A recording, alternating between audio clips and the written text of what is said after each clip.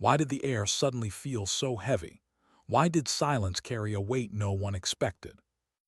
The steel target shimmered on the mountainside 3.5 kilometers away, nothing more than a speck of gray against the waves of heat rolling off the desert ground.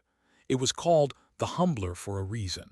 No one alive had ever hit it with a rifle, not at that distance, not consistently. Colonel James Harrison loved the ritual of it, his boots scraping against the sand, his voice dripping with certainty as 20 young snipers listened, sweat already streaking down their faces. His ribbons and badges gleamed on his chest, trophies of decades spent in the shadows of war. Physics doesn't care about your ego, he told them, packing like a man who owned the world. No human alive can hit that plate at 3,500 meters. That's why we call it the Humbler. They believed him. They always did. His legend was too large, his reputation too ironclad. For most of them, this was religion. All except one man. At the back of the group sat Sergeant Carter, perfect posture, sunglasses hiding his eyes, no nervous shifting, no leaning forward like the others. He didn't so much as blink when Harrison smirked, daring any of them to prove him wrong. The target erupted before anyone had touched a trigger, steel shattering in a spray of sparks and fragments, pieces scattering across the sand. Confusion rippled through the trainees like an electric current. A heartbeat of silence, then the sound came. A delayed crack rolling across the valley, echoing between the ridges. Every head turned, every chest tightened. Harrison's face drained of color. His voice dropped to a whisper only the wind seemed to hear. "She's back." Panic surged through the line of recruits. Some hit the dirt out of instinct. Others grabbed their rifles, scanning the ridges as if expecting an enemy ambush. "Clear the range," Captain Shaw barked, breaking the paralysis. "Everyone into the bunker, move." Boots pounded against gravel, sand sprayed, but Carter moved with the calm slowness of a man who already knew the truth. He wasn't surprised, not entirely. His eyes tracked sweeping the mirage-shimmering horizon where the impossible had just happened. And miles away, high above the range, a woman exhaled slowly. Lieutenant Morgan Reed. Her rifle was already in pieces, broken down and packed into a case with scratched-off markings. No fingerprints, no traceable inventory, no hint of the service she'd once bled for. Every movement was muscle memory, clean, economical, perfected across years of training and survival. She didn't need to smile. She didn't need to celebrate. The impossible shot had already spoken louder than words. But in her eyes, for the briefest moment, there was more than cold determination. There was grief, there was rage, and something deeper still, a promise. She had returned, and someone, one man in particular, was going to feel it. 3 years earlier, under fluorescent lights and mahogany judgment, Morgan had stood alone. Her dress blues were crisp, her medals shone, her back straightened against the weight of every eye in the courtroom. "This panel finds compelling evidence," General read from the document, his voice sharp, deliberate, merciless. "You compromised operational security during operation. The result, the deaths of 5 operators under your command." Each word cut deeper than the last. Her team's names hung in the air like ghosts. Torres, Carter. Dead and blamed on her. The verdict was final. Dishonorable discharge, stripped of honors, her record burned. She didn't flinch, didn't cry, didn't beg. She locked her eyes on one man in the corner, Colonel James Harrison, the smirk at the corner of his mouth, the shadow of triumph in his stare. In that moment, Morgan knew. This wasn't justice, it was betrayal, and the man who'd trained her, who taught her the science of impossible shots, had destroyed her. Outside the hearing, she pulled the cap from her head, stared at the emblem that once meant everything, her life, her family's legacy, her father's shadow. It was gone. But a voice came from behind, rough, gravelly, old as the wars it had survived. "This isn't over, Morgan." Master Sergeant William, Old Bill Cooper, the mentor who had watched her grow from an eager recruit to one of the finest shooters alive. His hand on her shoulder was heavy, grounding. "They took your rank," he said. "They took your team. They took your name, but not your skill, not the truth, and not your determination." Her voice cracked for the first time that day. "They're saying I betrayed them, Bill, that I killed them. Daniel." The name almost broke her. Captain Daniel Carter, her second in command, her anchor, her friend. Maybe something more if the world had given them time. Bill's jaw tightened. "Daniel Carter didn't die because of you. None of them did. Someone sold you out, and you know it." Morgan's eyes burned with unshed fury. "Then I'll make it right, I promise them." Bill nodded. "Then do it, not with bullets, not yet with truth." That day, stripped of everything, Morgan made her choice. If she had nothing left to lose, then she had everything left to fight for. Back in the barracks, Carter sat on his bunk. The room was empty now. The photograph in his hand was old, worn, creased at the corners. Two men smiled from it: Daniel, his brother, his arm slung around another soldier's shoulder. Sand and mountains behind them. Traced Daniel's face with his thumb, his voice a whisper. "I'm getting closer, Danny. I swear I'm getting closer." He pulled an envelope from under his mattress. The paper thin, almost falling apart from years of being opened, read, folded, hidden again. The last letter Daniel had sent before. Didn't need to read it anymore. Every line was burned into him. "If anything happens to me, don't believe the official report. Trust Lieutenant Reed. She's the real deal. She's the only one I'd follow into hell itself. There's something big happening, something wrong. We found something we weren't supposed to see." Closed his eyes. The words stabbed with the same clarity they had the first time. Everyone else had damned Morgan Reed. Everyone except Daniel. And had made a promise of his own.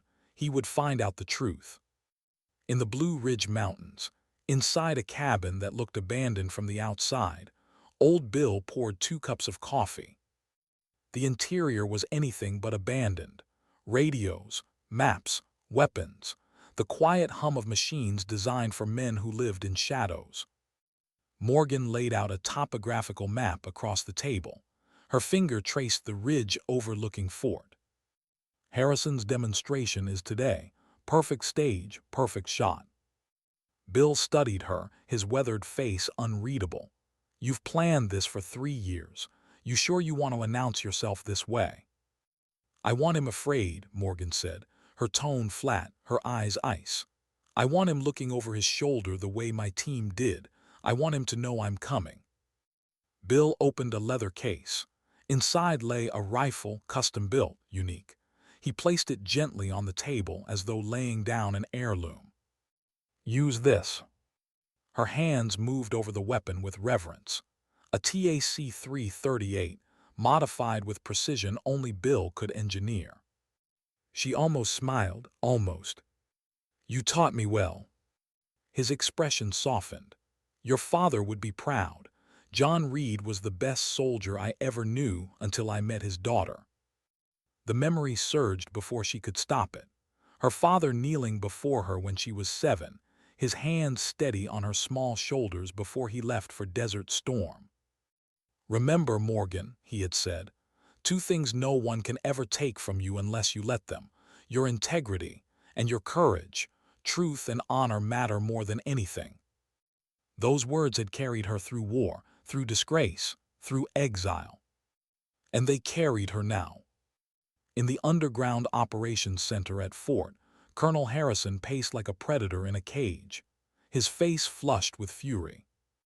"I want every ridge searched. Drones, thermal sweeps, I don't care how wide you spread. Find who fired that shot." Captain Shaw hesitated. "Sir, that's thousands of acres, and the shot it came from at least 3,500 meters." Harrison's glare cut him silent. The door opened. A general entered, calm, calculated, General William. He studied the colonel with the patience of a man who had seen lies before. "Quite the shot, Colonel. Extraordinary, even. Remind me, you said no human alive could do it. Harrison's jaw tightened. Leaned closer, voice dropping to a low murmur. Looks like one of your ghosts isn't done haunting you. Miles away, Morgan packed her rifle into the gray pickup truck. She checked the mirror one last time. Her voice was barely more than a breath. Phase 1 complete. The photos of her team stared back from the wall of her cabin, faces frozen in time, her family, her responsibility.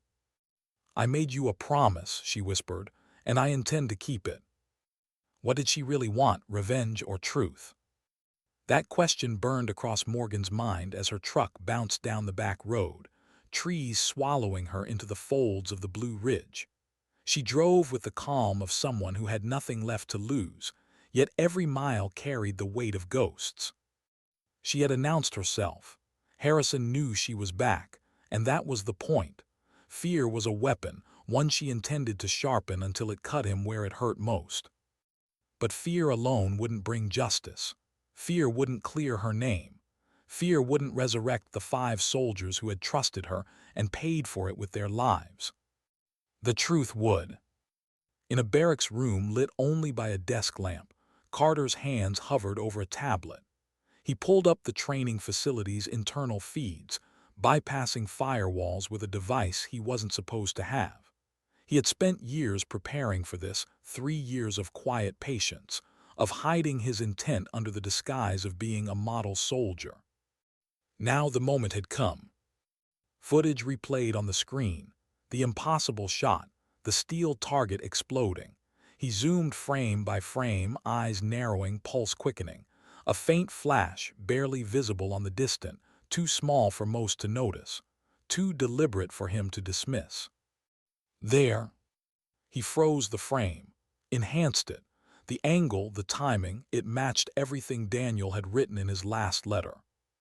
Lieutenant Morgan Reed was alive, and she was back. The door handle rattled. His blood chilled. He yanked the device free, shoved it into his pocket, and pulled open a filing cabinet, pretending to rifle through papers. Captain Shaw stepped inside, suspicion etched into his face. "Sergeant Carter, this area's restricted." Straightened, stone-faced. "Apologies, sir. Lieutenant Brooks asked me to retrieve the ballistics data from last week's qualifications." Shaw studied him, long enough to make his pulse beat against his ribs like a drum. Then Shaw's voice dropped lower, almost probing. "You were at the back during the incident. Did you notice anything unusual?" Held his gaze, never flinching. "No, sir, nothing unusual at all." The lie slid smooth as glass, but inside, his chest burned, because every instinct told him the truth was closing in fast. General sat in his office, the weight of decades of service pressed into the lines of his face. He had seen too many good soldiers sacrificed to corruption, too many truths buried in classified reports that never saw the light of day. And now Morgan Reed had resurfaced. He opened a secure channel hidden behind layers of encryption. The voice on the other end was distorted, mechanical, untraceable. "The eagle has returned to the nest." The reply came sharp, professional. "Confirmation required." Leaned closer, lowering his voice. 3,500 meters, steel plate, no wind call. Silence stretched for a beat. Then, identity confirmed. "What's your assessment?" "She's making her move," answered, "and Harrison is rattled." The modulated voice cut back. "And Carter, the younger one?" "Unknown," admitted. "Perfectly positioned, but loyalty's unclear. We'll know soon enough." "Then accelerate the timeline," the voice replied. "The weapon is nearly operational. If Atlas moves it, truth becomes irrelevant." His jaw clenched. 3 days, that's all I ask. Let Reed's plan unfold. If she fails, then we go to contingency." The line went dead. Alone again, stared at the photographs of men he had once commanded. Among them, a younger John Reed, Morgan's father. He whispered to the silence, "I won't fail her the way I failed you." Meanwhile, Harrison's rage boiled underground. He slammed his palm on the table in the Tactical Operations Center, eyes bloodshot. The impossible shot had undone years of careful work, years of lies stacked like cards. He pulled out a file marked Operation Kingfisher. Pages spread before him, satellite photos, radiation signatures, evidence no one else had ever been allowed to see. His face hovered over one particular image. Himself, shaking hands with known arms dealers outside a facility that was supposed to be abandoned. If Reed had those files, if she had pieced together what Kingfisher really was. For the first time in years, Harrison felt fear coil in his gut. He grabbed his secure phone and dialed. 4 layers of encryption clicked before a voice answered. Cold, controlled. Colonel Harrison, this contact is irregular. Harrison's reply was taut measured. We have a situation, Reed's resurfaced. Silence, then the voice of General Robert Westfield, Atlas Defense's founder, carried through. Explain. She made the shot, 3,500 meters, a message clear as daylight. Westfield's tone was sharp. Interesting timing. The weapon is moving within 72 hours if she interferes. She knows something, Harrison snapped. I told you years ago leaving her alive was a mistake. A calculated risk, Westfield countered. A disgraced officer poses no credible threat. Harrison's fists tightened. She's not disgraced anymore, she's hunting us. Westfield's voice cooled. Then secure your facility, accelerate the timetable, and Colonel, if is sniffing around, we eliminate him too. The line went dead. Harrison stood alone in the silence, but the walls seemed to close in. For all his years of loyalty, for all his betrayals, Harrison was suddenly aware of one simple, horrifying truth. Morgan Reed wasn't just back. She was coming for him. Night fell over the Blue Ridge. Morgan drove deeper into the forest, headlights off, moving by instinct and memory. She reached a safe house tucked miles off the grid, another cabin, modest from the outside, but inside alive with screens, files, and the faces of her dead team staring down from the wall. Daniel Torres. Each picture had notes beneath it, how they had died, what they had discovered, the lies that had erased them. Morgan dropped into the chair before her terminal. Her fingers flew across keys, calling up connections she had pieced together over 3 years. Corporations, shell accounts, defense contracts, and at the center of it all, Atlas Defense International. General Robert Westfield's empire. And one name circled in red, Colonel James Harrison. Morgan uploaded the image from her scope, Harrison's face when the target had exploded. His expression, the instant he realized the ghost he had buried was still alive. She whispered into the room, into the presence of the dead. Phase 1 complete, I promised you, and I keep my promises. At Fort, Carter slipped silently into the dark, away from the chatter of frightened trainees. He reached for the burner phone hidden inside the hollowed-out spine of a book on his bunk. 3 years of patience, 3 years of silence, all for this moment. He sent a single message to the number already programmed. The first shot has been fired. Elsewhere in Washington, the headquarters of Atlas Defense gleamed under floodlights. 12 stories of glass and steel projecting power, legitimacy, dominance. Inside, Robert Westfield stood before a wall of screens, hands clasped behind his back, his eyes cold and unblinking. His chief of security approached. The containment team will arrive at Fort within 15 minutes. Harrison has moved up the timetable. Transport is set for 1800 hours tomorrow. Westfield nodded slightly, and he's requested Harrison's communication logs. We stalled, but it raises suspicion. Westfield's lips curled into the faintest shadow of a smile. William was John Reed's commanding officer. He recommended Morgan for special operations. These are not coincidences. And if he is working with her? Westfield's gaze hardened, then becomes another problem to solve, permanently. He turned back to the glowing screens.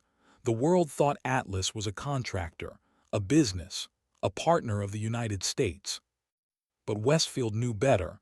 Atlas was the future. And anyone who stood in its way, soldier or ghost, would be erased. In a small D.C. apartment cluttered with monitors, Laura Mitchell leaned back in her chair, smirking to herself. Once, she had been one of the CIA's analysts. Then she had asked the wrong question, and they had buried her career. Now she sifted through Atlas systems like a thief in the dark. And tonight, she found something. "Got you," she whispered, eyes narrowing. A transport order, accelerated, classified above top secret. The weapon was moving. She sent the data through encrypted channels, bouncing across continents before it reached Morgan's safe house. The truth was coming to light, piece by piece. And in the forest, Morgan prepared for the next step. She strapped gear into place, checked her weapons, marked routes on her map. The impossible shot had been only the beginning. The real war was about to start. Why had he chosen that spot? A blind stretch along the fence line where no cameras watched. Carter stretched his muscles against the cool morning air, outwardly calm, inwardly burning with questions. Every movement was calculated, every breath controlled. Around him, the base hummed with routine training. But here in the eastern perimeter, the world narrowed. And then it happened. A stone landed 3 feet from his boots, deliberate, too precise to be an accident. His heart thumped, but his stride never broke. He kept moving, stretching, running, breathing like just another soldier on PT. Then a voice came from the trees, low, steady, female. "Your brother died with honor, Sergeant Carter, not because of me." Didn't turn, didn't flinch. His voice was a whisper beneath his controlled rhythm. "Prove it."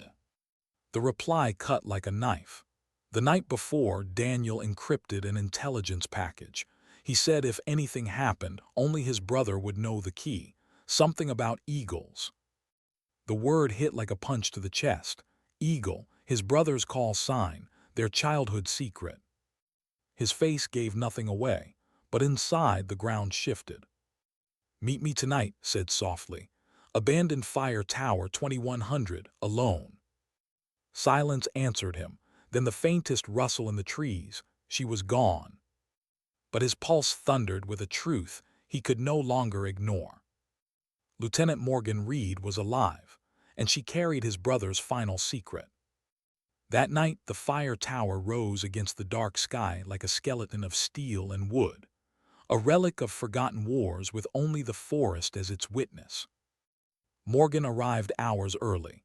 She moved like shadow, securing the perimeter with silent precision. Motion sensors, tripwires, hidden, nothing left to chance. She had trusted before. She would not make that mistake again.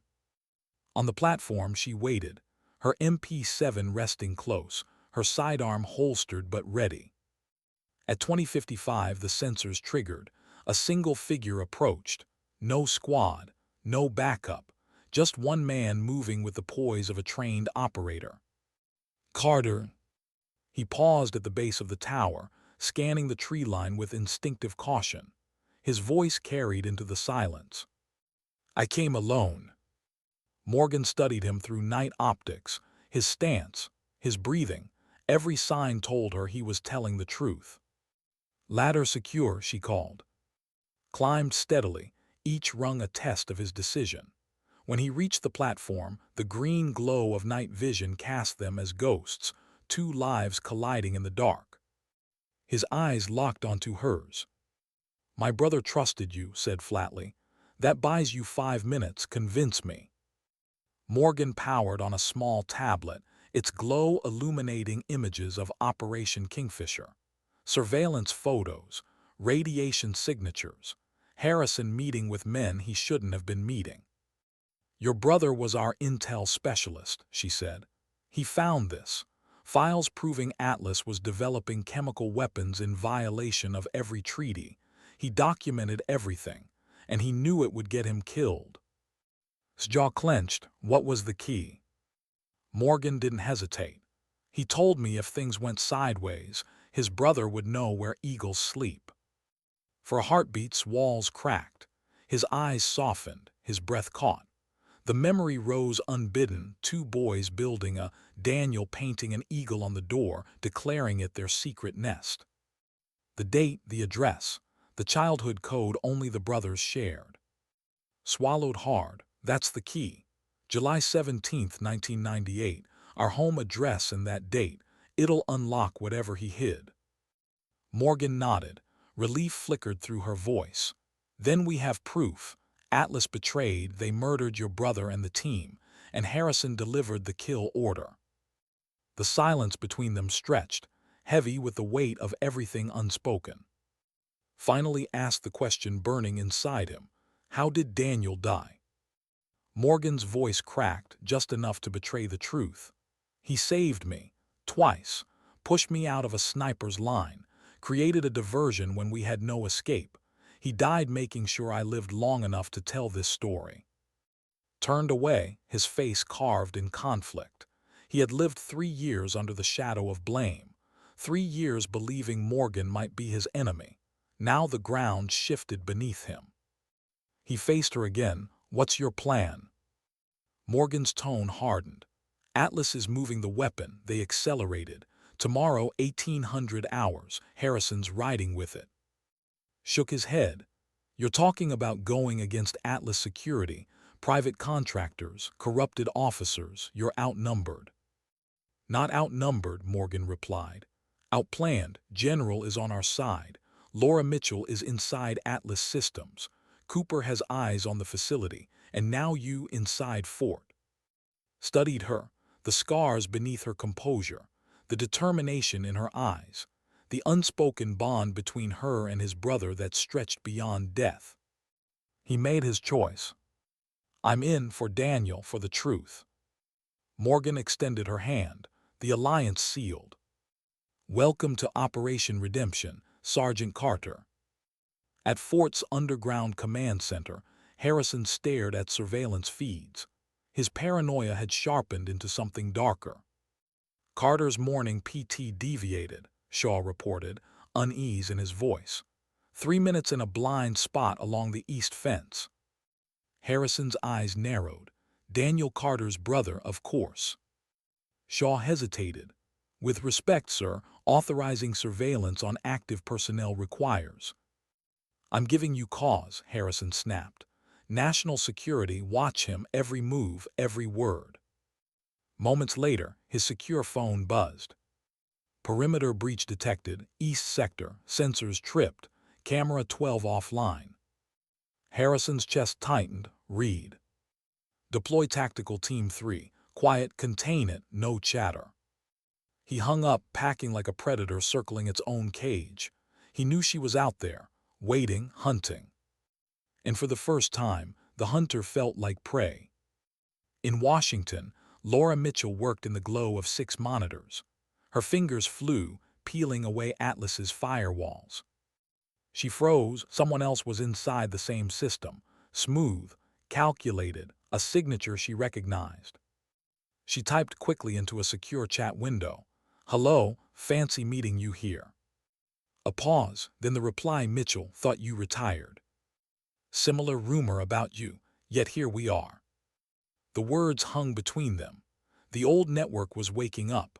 Operatives and analysts who had been silenced, scattered, exiled.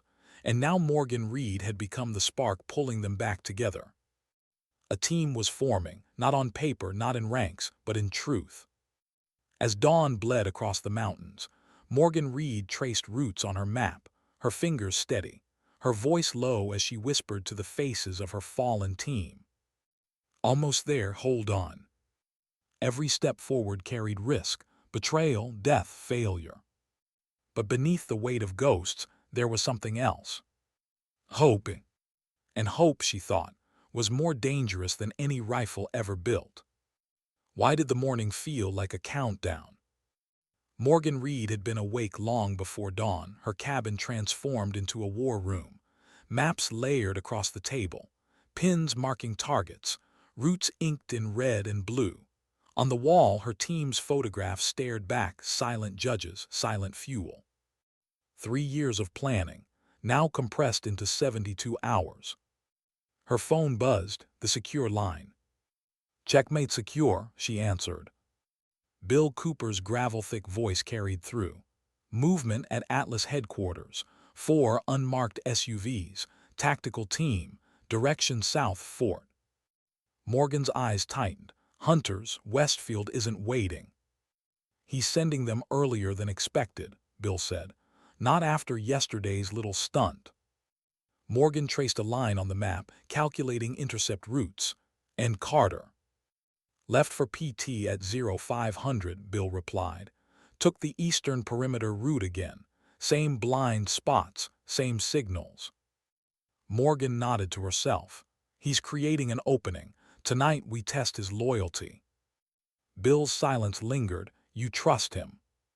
Morgan looked at Daniel's photo. "His brother trusted me, that's enough." Carter dropped from the pull-up bar, sweat pouring down his back, his breathing steady. On the surface, just another soldier grinding through morning routine. But every stretch, every turn of his head was calculation. Watching. Waiting. The blind spot in the cameras called to him again. A gap in the perimeter no one else cared to notice. He jogged toward it, heart drumming harder the closer he came. And just as before, the air shifted. "You're being watched," Morgan's voice whispered from the tree line. "Didn't flinch. "I know, then why are you here?" "Because time, running out. Harrison's moving the weapon tonight." His jaw tightened.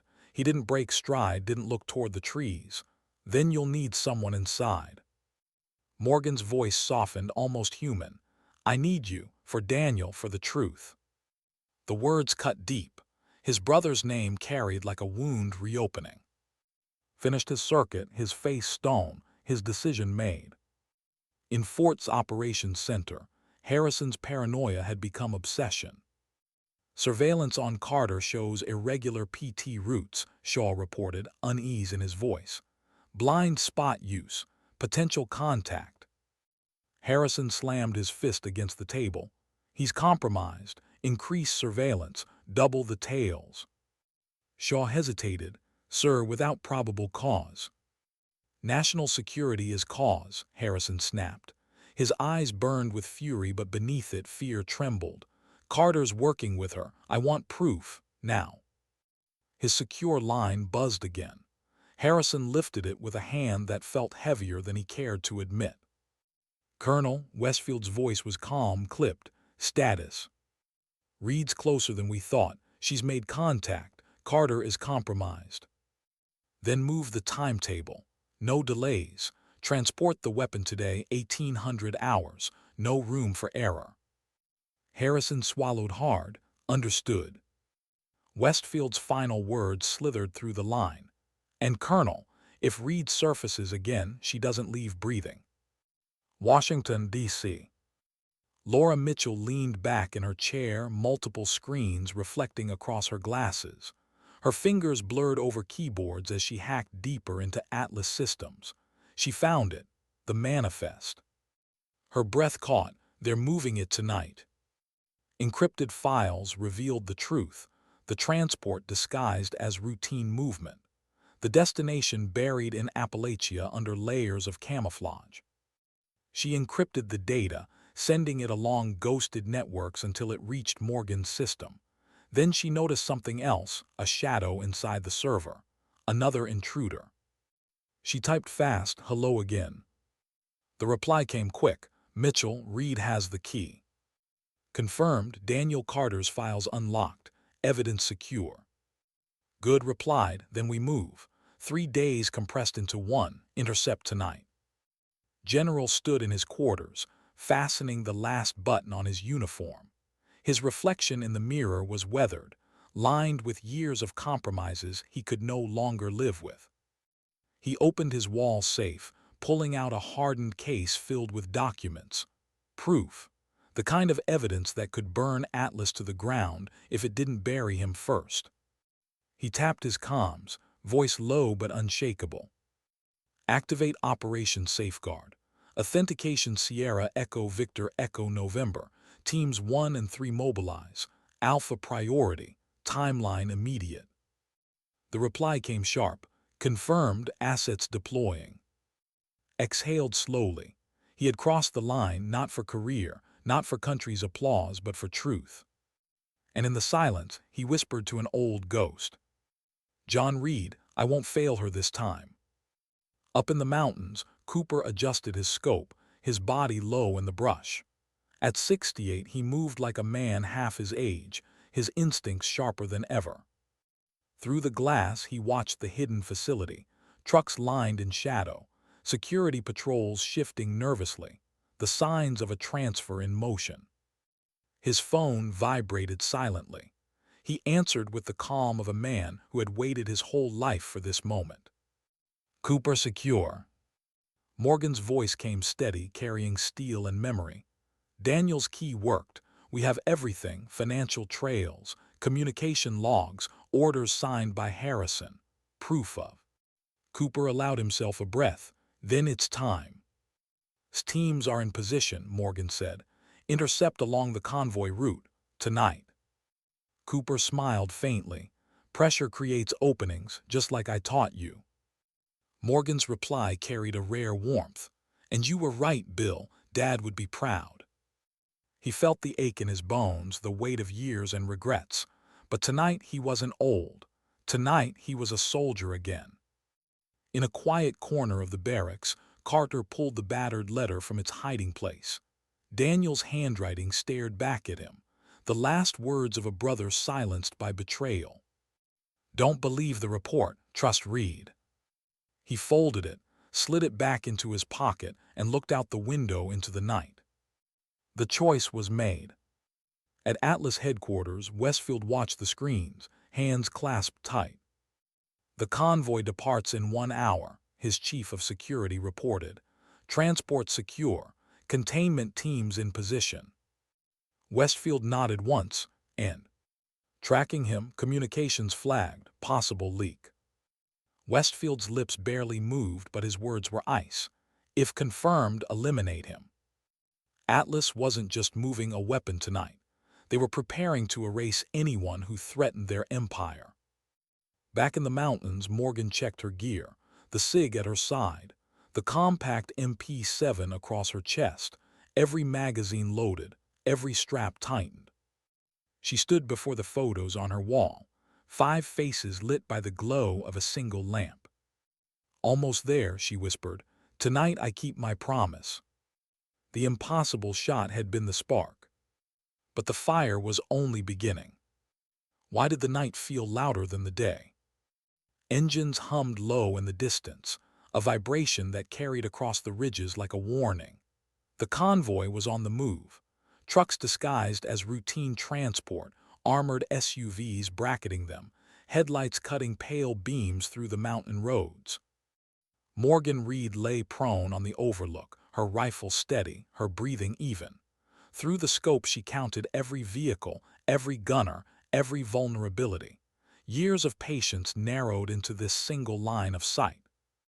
Bill Cooper's voice crackled faint through the earpiece. "Visual confirmed, 12 vehicles. Lead SUV is Harrison's. Patterns tight but not perfect. They're nervous." "Good," Morgan whispered. "Nervous makes mistakes." Her finger hovered near the trigger, but she pulled back. Not yet. She wasn't here to kill Harrison from a distance. Not yet. She wanted him to feel the walls closing in, to hear the truth before the bullet came. Carter adjusted the straps of his gear inside the convoy. He sat in the third SUV, surrounded by men who didn't know he had already crossed a line. His face was stone, his body calm, but his mind raced. He replayed Daniel's words again and again. "Trust Reed. She's the real deal." The engine's vibrations rattled through his boots. Every bump in the road was a reminder this was real. If he faltered now, he wouldn't just die. The truth would die with him. The man beside him checked his weapon and gave a nod, returned it automatically, hiding the storm behind his eyes. Then his phone buzzed once, a coded signal, faint, quick, only he would understand it. Two dots, one dash, eagles. Morgan's signal, she was watching. On the opposite ridge, Laura Mitchell's voice came through Morgan's encrypted feed. I've hacked the Convoy comms. Atlas is running dark, no chatter on official channels, but I picked up a secondary pulse, jammers warming up. They're going to black out the area in 5 minutes. Morgan's jaw tightened. Then we move before the blackout. Cooper's gravel voice followed. I'll take the rear guard. You and Carter push the lead. Morgan exhaled slowly. The plan was set. Understood, begin phase 2. Colonel James Harrison sat in the light SUV, the leather seat creaking under his weight as he shifted restlessly. His fingers drummed against his knee. Something felt wrong. The roads were too quiet, the night too still. He glanced at the driver. Any chatter from rear vehicles? Negative, sir. Lines clean. Harrison's eyes narrowed. Clean was exactly the problem. His phone buzzed, encrypted tone sharp in the silence. He answered, voice tight. Harrison. Westfield's voice slid like ice through the receiver. The convoy is being tracked. Reed is near. Harrison's heart jolted. How do you know? Because she wants you to know. The line went dead. Harrison's stomach knotted. He yanked the radio. All units increase spacing, double scan, eyes on the ridges. But even as the order left his mouth, the ambush had already begun. The first explosion tore through the night, shattering silence into chaos. A fireball engulfed the 7th vehicle, flipping it sideways, flames clawing into the sky. Contact rear, shouts erupted over radios. Gunfire cracked, sharp and panicked. Tracers arced like angry comets across the darkness. From the ridge, Cooper fired with surgical precision, his old hand still steady as stone. One round, one target, vehicles disabled in methodical rhythm. Rear guard neutralized, he reported calmly, pushing pressure. Morgan moved like a shadow, her MP7 tight against her shoulder as she advanced toward the road. Bullets sparked against stone around her, but her focus never wavered. She slid into position, eyes locked on the lead SUV. Inside, Harrison barked orders. Push through, break the kill zone. But Carter's voice cut through the chaos. Sir, the road ahead's blocked. Harrison's head snapped up, and there it was. A semi-truck jackknifed across the highway, headlights dead, cab empty. The convoy was trapped. His chest thundered as gunfire echoed outside. He had waited for this moment, planned for it, promised it to Daniel's memory. But now, with the chaos ripping open around him, fear whispered in his ear. What if this was suicide? His hands tightened on his rifle. Then his brother's words came back, sharp as if Daniel were beside him. Trust Reed.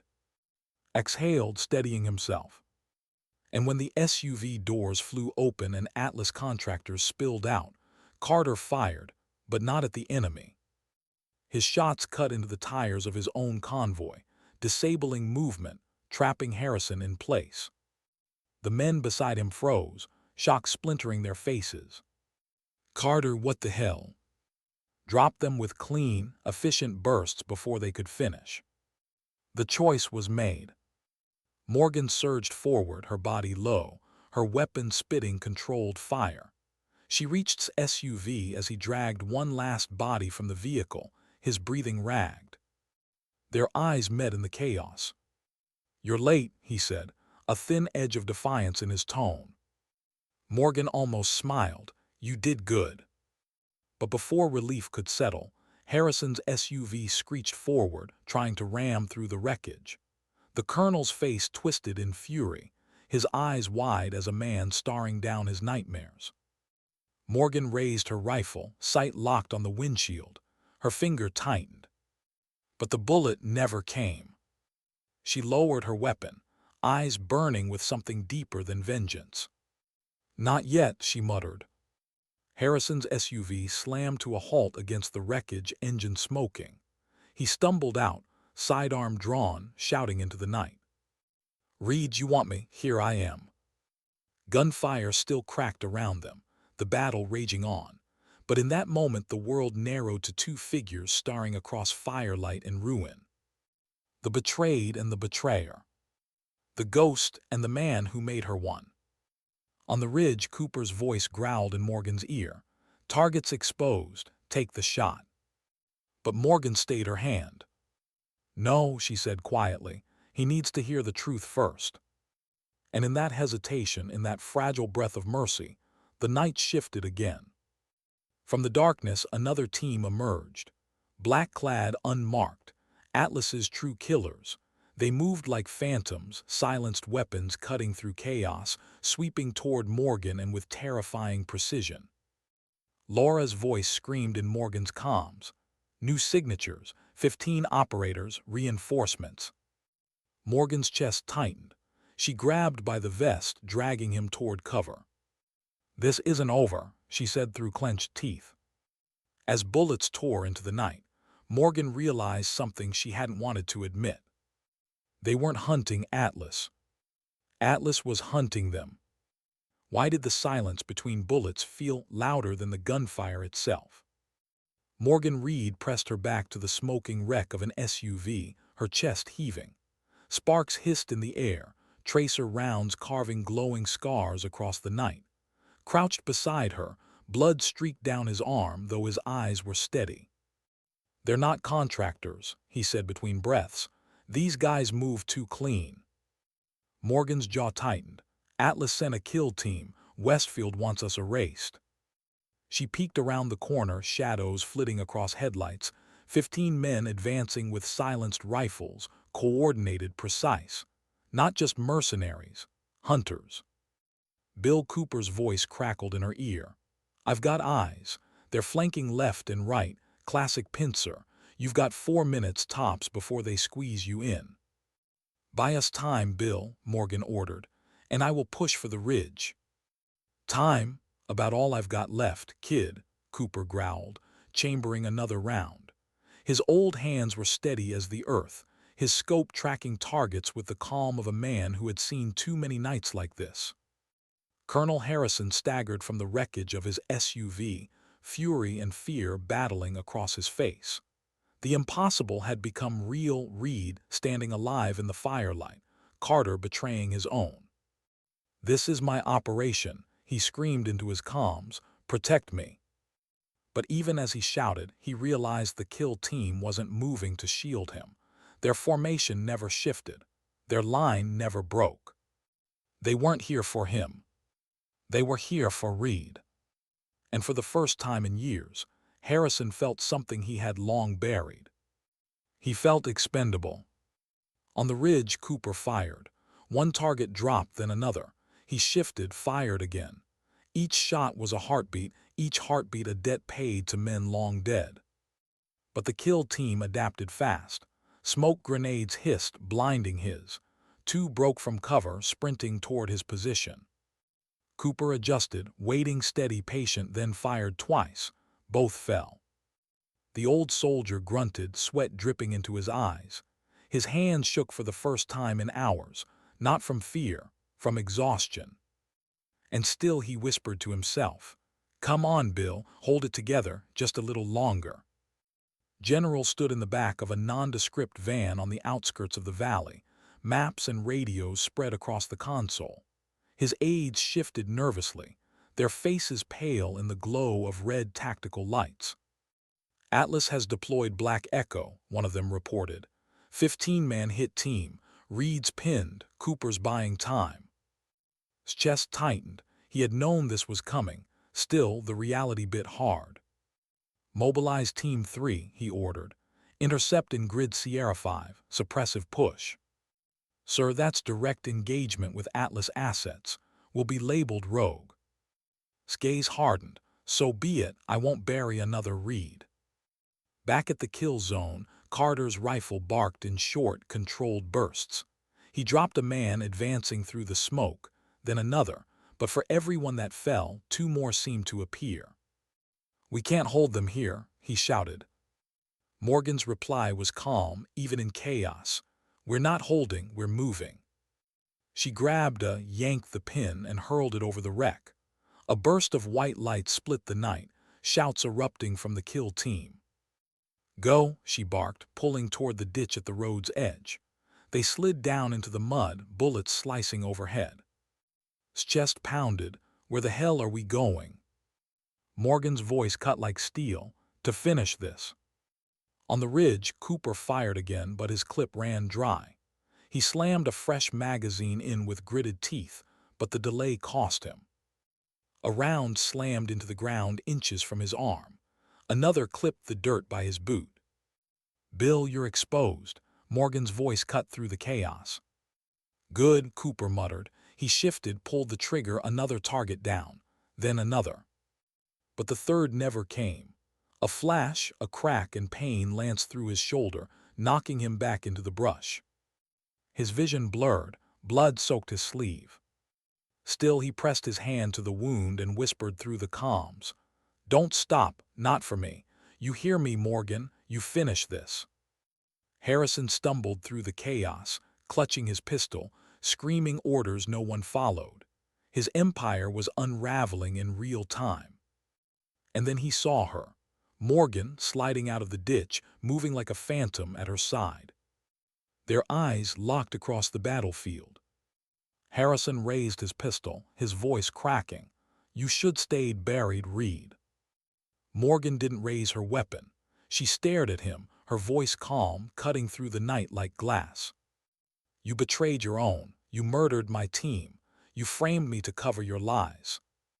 Harrison's hand shook. His aim faltered. For a flicker of a moment, he saw what she saw, the truth he had buried clawing back into the light.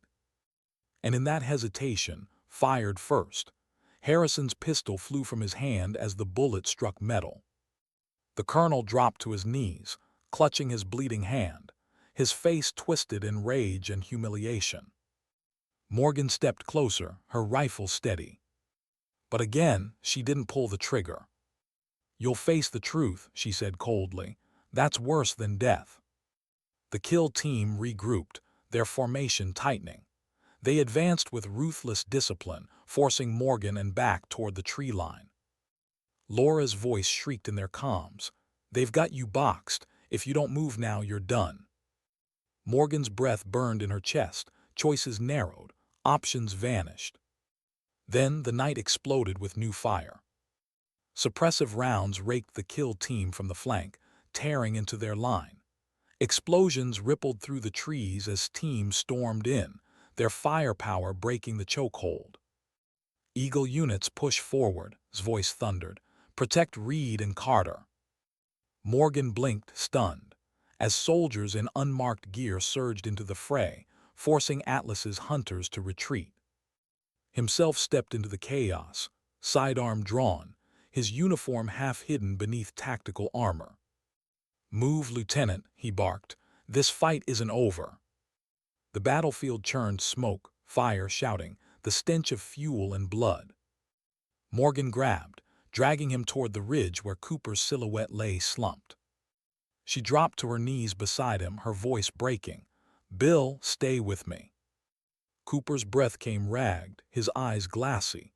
He managed a faint smile. "Knew you'd make me proud, kid." Her throat tightened. "Don't you dare leave me now." But Cooper's gaze shifted, finding the stars overhead. His hand pressed hers weakly. "Your father's waiting," he whispered. "Finish it for him." Then his grip loosened, his chest stilled. Morgan's world narrowed to silence. But in that silence she found something else, not despair, not emptiness. Resolve. She placed Cooper's rifle across his chest, her voice low and steady. "You taught me well, Bill. I'll finish this." The last of Atlas's kill team melted into the forest, dragging their wounded, leaving bodies behind. His men secured the road, their vehicles roaring into place, headlights cutting through smoke. The general approached Morgan, his face grim. "We bought ourselves time, but not much. Atlas will regroup, and Westfield will come harder." Morgan rose at her side. Her face was streaked with dirt, sweat, grief, but her eyes blazed. "Then we finish it tonight." Why did the forest feel heavier after victory? The road was littered with smoking wreckage, flames licking at twisted metal. Atlas's kill team had withdrawn, leaving silence thick as ash. Yet Morgan Reed felt no triumph. The cost weighed on her shoulders like lead. Bill Cooper lay still beneath a tarp, his rifle across his chest. He had bought them minutes and paid with the last of his time. Morgan touched the barrel of his rifle, her voice a whisper only the dead could hear. "I'll finish it, for you, for them." Carter stood nearby, his jaw clenched, his eyes fixed on the horizon. Grief flickered in his face, but so did something else, resolve. He had lost a brother and now a mentor. There was no turning back. General approached, his uniform streaked with mud, his expression hard. "Convoy was a decoy," he said flatly. "The real transport left 2 hours earlier. Destination." He handed Morgan a tablet, screen glowing with intercepted coordinates. "Atlas's Appalachian facility, buried under Cold Ridge Mountain." Morgan's eyes narrowed. "Started there." Nodded once, "And it ends there." Hours later, the mountain loomed before them, a black silhouette against the stars. Cold Ridge Mountain, forgotten by most, but not by those who buried secrets in stone. Their convoy halted at the tree line, headlights dimmed. Small strike force disembarked, weapons checked, comms silent.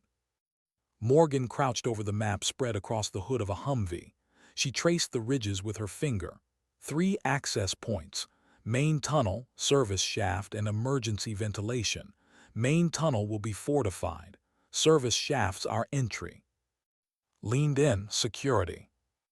"Atlas runs on paranoia," Morgan said. "Mines, motion sensors, patrols, but their weakness is overconfidence. They don't expect ghosts to come back." Studied her, his voice low. "Once we're inside, our objective isn't just survival, it's exposure, proof of the weapon, proof of we bring the truth out or none of this matters." Morgan's eyes burned with determination. "Then we go quiet, no mistakes." Deep inside Cold Ridge, Robert Westfield stood before a chamber bathed in sterile light. Behind reinforced glass rested the weapon, sleek, cylindrical, its surface etched with warning symbols. A device designed not to destroy buildings, but to erase life itself. A chemical warhead, portable. "The culmination of years," Westfield murmured, his reflection glaring back from the glass. "Power measured not in armies but in silence." Colonel Harrison stood behind him, his hand bandaged, his pride wounded deeper still. "You lost control tonight," Westfield said coldly, not turning to face him. "Reed is alive, Cooper is dead, but at what cost, and has revealed himself." Harrison swallowed hard. "Then let me finish this. Give me a team, I'll bring you her head." Westfield finally turned, his eyes sharp as blades. "You failed me once. Fail again and you'll join her in the dirt." At the mountain's base, Morgan and a 5-man strike team crawled through dense brush toward the service shaft. The night pressed close, every sound. Morgan raised a fist, halting them. Ahead, 2 guards stood under a floodlight, rifles slung, their posture relaxed. His breath hitched. "I'll take left." Morgan glanced at him, gauging his nerves. Then she nodded. "On my mark." They moved like shadows. Morgan slipped behind the right guard, her arm tightening around his throat, pulling him silently into the dark. Mirrored her, his blade sliding clean beneath the other's vest. 2 bodies lowered without a sound. Exhaled, steadying himself. "Guess I passed the test." Morgan's reply was quiet but edged with respect. "You're your brother's blood." Inside the shaft, the air grew colder, metallic, damp with the breath of machines. The team moved single file, faint, rifles ready. Morgan led, every step calculated. She had walked tunnels like these before. She knew the rhythm of Atlas facilities, sterile, efficient, soulless.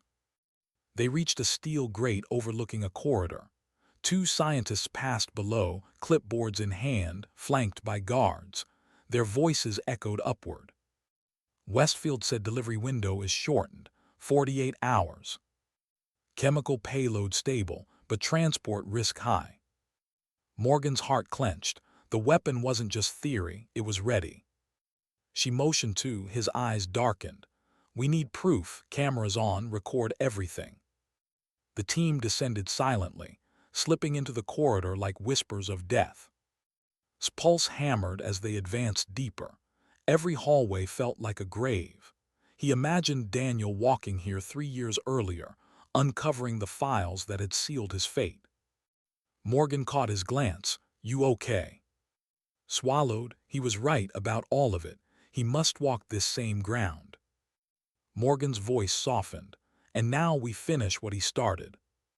In the control room, Laura Mitchell's voice crackled faint through Morgan's comm. I've tapped into their cameras. You've got maybe 15 minutes before they notice the breach. After that, lockdown. Plenty of time, Morgan murmured. But even as she said it, alarms wailed. Red lights flashed, echoing through steel corridors. Laura's voice shot sharp. Correction, you're burned. They know you're inside. Morgan's teeth clenched. Then we move fast. Colonel Harrison stormed into the command deck, fury radiating off him. Seal the shaft, he roared. Flood it with gas if you have to. They die here. Operators scrambled, sealing bulkheads, rerouting teams. Harrison grabbed a rifle himself, his wounded hand trembling. Reed thinks she can expose me. His voice cracked into madness. I'll bury her with her own ghosts. The strike team pressed forward, gunfire erupting in the halls. Atlas security poured in, disciplined and heavily armed. Morgan moved like water, her MP7 barking in short, surgical bursts. Covered her flank, his training snapping into instinct. Fired with controlled precision, his presence a wall against collapse. Control room ahead, Morgan shouted over the din. They burst inside, glass shattering under gunfire. Scientists scattered, alarms shrieking. And there, through reinforced glass, Morgan saw it. The weapon. Real, alive, waiting. Her breath caught. Memories of her team's final screams echoed inside her chest. Torres choking, clawing at his mask, Daniel pulling her to cover. Wasn't just betrayal, it had been a test run. Atlas hadn't just killed her team. They had used them. Morgan's voice trembled, but her eyes blazed. We have to end this, tonight. Slammed a drive into the console, pulling files, footage, manifests. The screens flooded with evidence. This is it. This is the truth. Laura's voice pierced through comms. I'm pulling the data live, uploading to satellites. Once it's out, there's no putting it back. Morgan's chest tightened. It was happening. The ghosts were being vindicated. But the door burst open, Harrison storming in with a squad at his back, eyes wild, rifle raised. His voice cracked like a whip. Drop your weapons now. The room froze. Morgan locked eyes with the man who had destroyed her life, murdered her team, buried her honor. And Harrison smiled. You really thought you could erase me with files? His voice dripped venom. No, Reed, tonight you die, and the world forgets you ever existed. Morgan's grip tightened on her rifle, raised his weapon, eyes flicking between Harrison and the squad, shifted, his sidearm leveled. The room felt like a held breath, waiting to explode. And Morgan's mind echoed with her father's words. Truth and honor matter more than anything. This wasn't about vengeance anymore. It was about justice. Her voice cut sharp, steady, unwavering. No, Colonel, tonight the world remembers. How long could a breath last when the world balanced on it? The control room held stillness sharper than gunfire.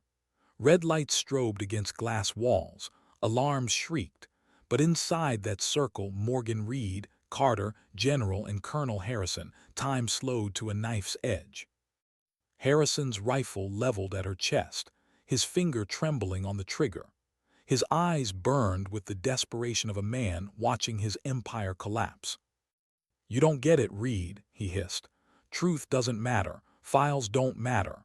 Atlas isn't some conspiracy you can expose, it is the system. Countries need us. Politicians feed us. You're just a ghost clinging to ideals that died a long time ago." Morgan's voice cut low, steady, unwavering. "No, Colonel, truth doesn't die, people bury it, but it waits, and tonight it's here." Behind her shouted to Laura over comms, "Is the upload complete?" Laura's voice came crackling back, frantic but determined. 70%. Keep me 30 more seconds." 30 seconds. That was all they needed. That was all Harrison intended to deny them. His finger began to tighten. Then a gunshot cracked, not from Harrison's weapon, but the colonel's rifle flew from his hands as the round tore through his shoulder. He fell back, screaming, clutching the wound. His voice roared across the room. That was for Daniel. The Atlas squad opened fire. Chaos erupted. Morgan Dove, her MP7 blazing, controlled bursts tearing into armor and glass, rolled into cover, dropping 2 operators in quick succession. Fired with calm precision, every shot purposeful, deliberate. The control room became a storm of muzzle flashes and echoes. Harrison crawled behind a console, blood trailing, his face twisted in rage and disbelief. "You think this matters?" he shouted. "Westfield owns senators, generals, presidents. You can't kill Atlas." Morgan ducked behind cover, breath burning, heart pounding. She thought of Cooper, of Torres, of Daniel Carter pulling her out of fire so she could carry this moment forward. Her voice thundered back, stronger than the gunfire. "I don't need to kill Atlas. I just need the world to see you." Laura's voice broke in, 90%, almost there. But a bullet shattered the console beside the upload drive, sparks hissing. The screen flickered, threatening to die. Morgan leapt forward, sliding across the glass, shielding the drive with her body. A round tore across her vest, the impact rattling her ribs. She gasped but didn't fall. Her hand slammed the console. "Laura, tell me we didn't lose it." Static, then a breathless reply. "It's done. Data broadcast. Files mirrored worldwide. Atlas is exposed." Relief crashed through her chest. The promise was kept. But the fight wasn't over. The last of the Atlas squad fell, their bodies sprawled across steel floors. Smoke clung to the room. The alarms wailed softer, like a dying machine. And Harrison, bleeding, broken, dragged himself upright against the glass wall of the weapon chamber. His voice rasped, venom dripping from every word. "You think this is justice? You just doomed yourself. Westfield will bury you deeper than before, and this time no one will save you." Morgan approached slowly, her weapon lowered but steady. Her boots echoed on steel, her breath ragged, her body trembling from exhaustion and grief. "I don't need saving," she said quietly. "I just need to finish this." She stared through the glass at the weapon, sleek, silent, patient, the culmination of every lie. Stepped beside her, his voice thick with emotion. "How do we stop it?" Studied the console, his face grim. Self-destruct protocol, but it's manual, inside the chamber. Morgan's eyes narrowed. A locked door, a suicide switch. She glanced back at how long. 2 minutes, he said. "If triggered, it'll neutralize the payload, but anyone inside won't walk out." The words hung like lead in the air. Shook his head immediately. "No, there's another way, we'll find it." But Morgan's eyes softened, her choice already made. "This is why I survived," she whispered. "Not to hide, not to run, to end it." His voice cracked raw. "No, damn it, my brother died to save you. You can't throw that away." Morgan touched his shoulder gently. "Daniel saved me so I could keep the promise, so I could clear all of our names, and now it's done." Her eyes shimmered, grief and resolve intertwined. But someone has to close the circle. Harrison laughed, a broken, bitter sound. Blood bubbled at his lips. "Of course. Heroic sacrifice, just what your father would done. You Reeds never learn, the world doesn't care." Morgan's gaze hardened. "No, but the world remembers." She turned, walked to the chamber door, and entered the override code. The lock disengaged with a hiss. grabbed her arm desperately. "Morgan." She met his eyes. "Carry it forward, Sergeant. Live for him. Live for them. That's how you honor the dead." His breath shuddered. He wanted to fight her, to stop her. But in her eyes he saw Daniel's conviction, unyielding, unshakable. He let go. Inside the chamber, sterile light bathed her face. The weapon loomed before her, silent and monstrous. She laid her hands on the console, her father's voice echoing in memory. "Truth and honor matter more than anything." Her fingers flew across the keys. Alarms screamed, countdowns flashing red, the self-destruct armed. Through the glass, she saw restraining as he fought to reach her. She saw Harrison collapsing in disbelief, the empire he'd built dissolving before his eyes. And she saw his lips form words she couldn't hear, but didn't need to. "Thank you." She closed her eyes. "Phase 3 complete," she whispered. The chamber flooded with white light. The explosion shook the mountain, muffled thunder rolling through the valley. Smoke poured from ventilation shafts, dust rising like a shroud. Hours later, under the cold dawn, rescue crews scoured the wreckage. General stood at the edge of the blast zone, his face lined with grief. Carter stood beside him, silent, Daniel's letter clutched in his fist. The facility was gone, the weapon destroyed, the files released. Atlas had been exposed to the world. But Morgan Reed was gone with it. Weeks later, headlines screamed across the globe. "Defense giant exposed. Cover-up. Atlas under investigation." Politicians, generals deflected. But the truth had broken free, too large to bury again. And in small corners of the world, among soldiers, widows, families, the name Morgan Reed was whispered with something more than recognition. Respect. Carter returned to the mountains one final time. He stood before the small cabin that had been her safe house, the photograph still pinned to the wall. Daniel Torres. And now Morgan. He placed his brother's letter beneath her photo, his voice low, trembling. "You kept your promise, and now I'll keep mine." He straightened, wiping his eyes. For the first time in years, his chest felt lighter. Not healed, not whole, but alive. General retired quietly. Laura Mitchell vanished into the shadows of another network. Westfield faced indictments, Atlas fractured under the weight of exposure. But Morgan's name wasn't printed in the headlines. Her face wasn't shown on screens. Her dignity didn't need it. Because sometimes dignity doesn't speak. It simply acts. And then it leaves behind a silence louder than any bullet.